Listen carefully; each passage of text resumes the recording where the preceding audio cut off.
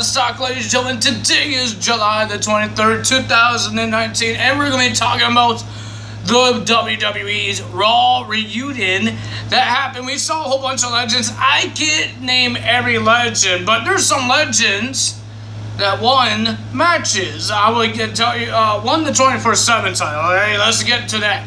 There's a lot of them, and we had a lot of 24/7 championships matches. And there was some some good matches happening as well. So first things first, to start off Monday Night Raw is the franchise. And I just spit on myself. The franchise, John Cena comes out.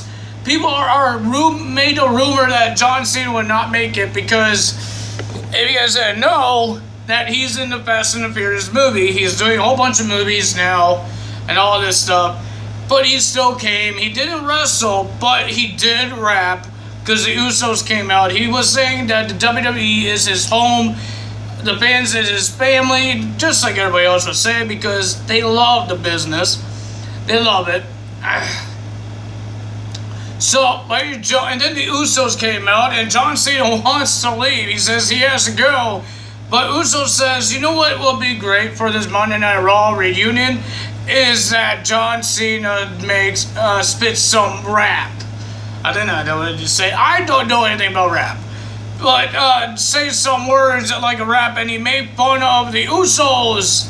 I forgot what he said about them. He made fun of the Usos. And the Usos said something about the Hollywood, that John Cena's in Hollywood. And then, he said, okay, I've done what you guys said. And he was about to leave, and they said, nope, our daddy's coming out. Rikishi comes out and give Rikishi the mic because he thought he was going to talk, and he says, I gotta go. He's got out of the ring, and then Rikishi says, bring your butt in this ring and let's dance. They didn't get to dance because the Revival came out, and so I don't understand this. D-Bond came out with them. I don't understand it. He wasn't booed. He's not a bad guy because he's a legend. Why was he with the Revival? So the match we had, the first match of the evening, we had the Usos versus the Revival. It was a decent match. It was pretty decent. We had Rikishi and D-Von in the corners of the Revival and the Usos. So yeah, this was a pretty decent match. It was good, but the winner of that match, because Scott Dawson got a little distracted because the eye to eyes for D-Von and Mr. Rikishi, and Scott Dawson doesn't keep his big mouth shut, and he was yelling at Rikishi, and then he got a super kick in the face. Dennis Rodman got a kick in the face, and then there's an Uso splash, and the Usos beat the Revival. I think at SummerSlam, we're going to see a tag team championship match. Yeah! I believe we're going to talk about our first 24/7 championship. Yes, we are. Well, they have. Ladies and gentlemen, let's talk about the 24/7 title, because during this weekend at Comic-Con, if you guys don't know what that is, it's all about the Comic-Cons, all about the comics, Marvel, DC, everything like that. R-Truth was there. He was in a some TV show, talk show, talking about the 24/7 and the Comic-Con, how he is. And then the Hurricane comes out, and the referee came out on the same show, on the talk show, and the Hurricane tried to pin R-Truth. Got a 2 count. He ran away. And then here comes Drake Maverick in a banana suit, in his little tiny whities. And he tried to pin R-Truth, 1, 2, nothing happened, and that's it for that. Then we had on Monday Night Raw, we had a interview with R-Truth and Carmella. R-Truth says a whole bunch of words, Carmella says a whole bunch of words, and then Renee, the wife of Drake Maverick, says that she just distracted R-Truth. R-Truth was loving it, Carmella was fighting for him, but ladies and gentlemen, R-Truth got pinned by Drake Maverick. So Drake Maverick is the new 24/7 champion. It's not done there, but we will get to it. So, ladies and gentlemen, this match was supposed to happen. It's a rematch from last week, Cedric Alexander versus Drew McIntyre. Cedric Alexander was about to come out, and Drew McIntyre says, oh, screw it. He runs after him, and he beats the living hell of Cedric Alexander. So the match didn't happen, so I can't say who won. And then Drake Maverick was about to leave. He was going in his locker room getting his bags until he opened his bag full of worms. The boogeyman was there. Oh, he's creepy. And then he got Mr. Drake Maverick tripped over. I think it was a chair he tripped over, but he tripped over stuff. And then Pat Patterson comes out, start kicking Drake Maverick with a referee, and then he gets the pin. He's the new 24/7 champion.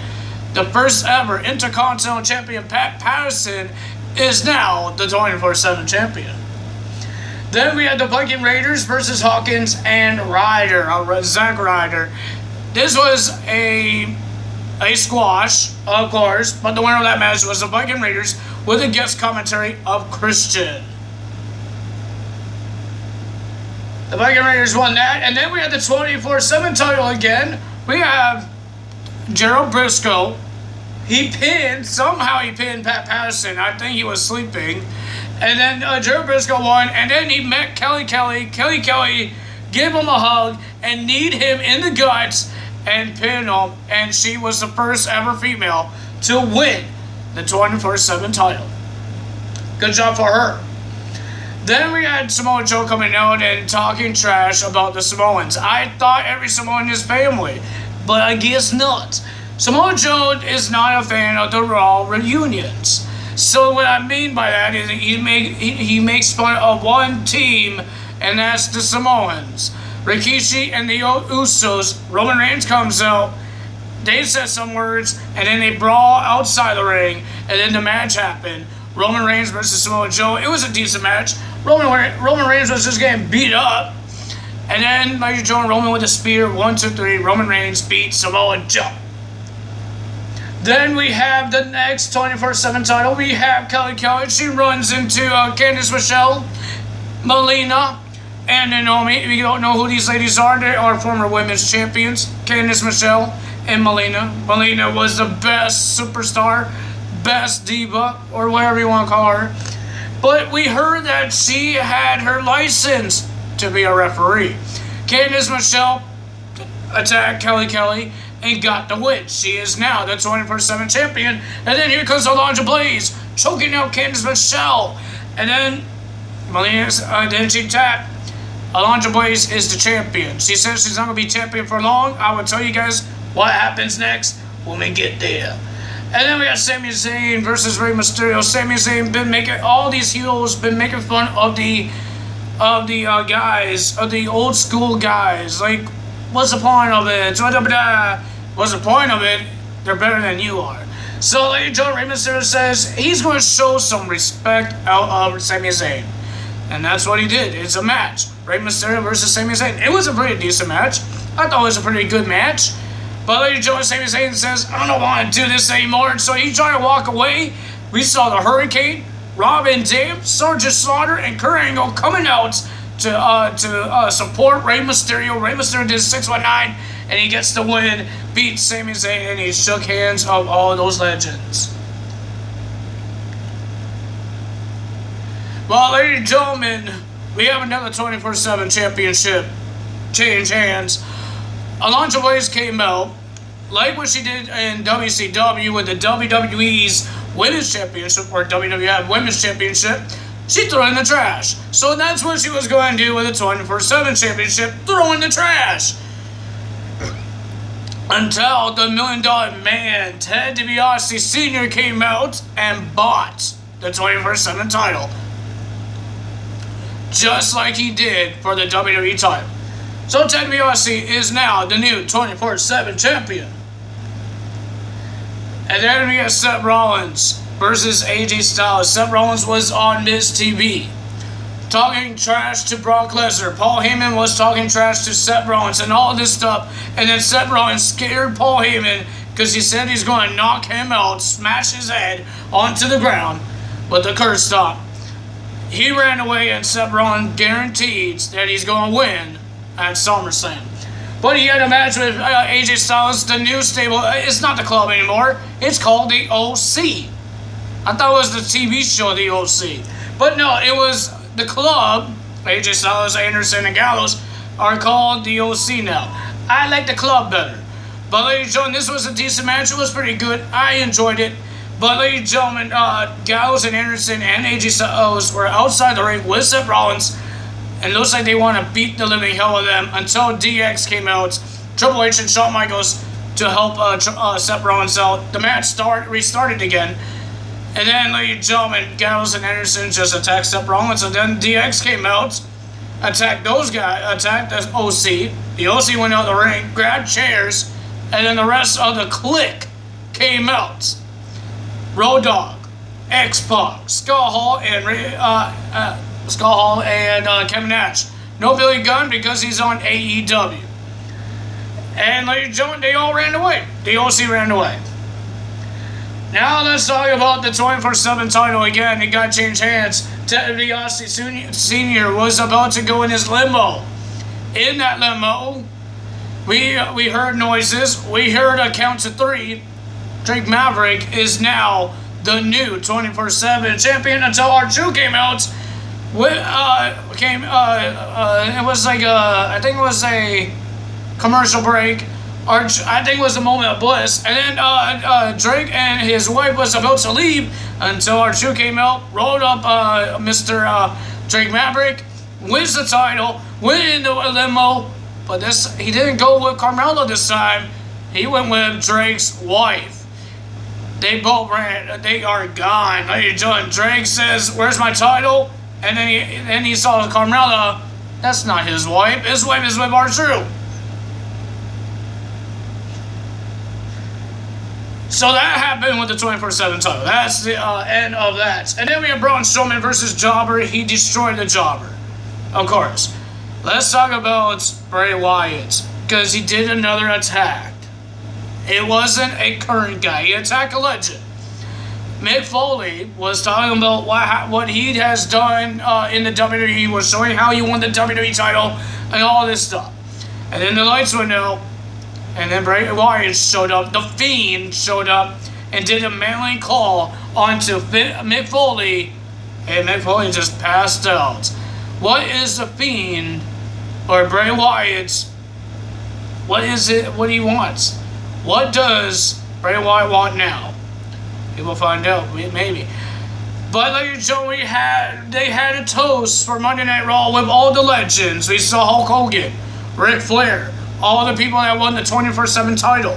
We saw The Godfather. We saw Christian. We saw Jerry Lawler was on a guest commentary. Jonathan Coachman. Who else was there? I totally forgot who else was there. And ladies and gentlemen, the biggest one.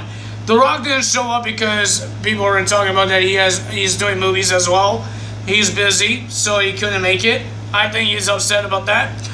But ladies and gentlemen, the best one of all that came was Stone Cold Steve Austin. He came, he had his beer bash, and ladies and gentlemen, he said a lot of words. He called the WWE his family. He called the superstars and the WWE Universe around the world, even watching, I've been watching on the TV, that they're his brothers and sisters. And ladies and gentlemen, he loves his family. He did not do a stunner. Some people are upset. Oh, he didn't do a stunner.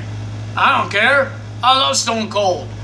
Stone Cold, Steve Austin, and the rest of the legends celebrated the last minute of WWE's Monday Night Raw reunion.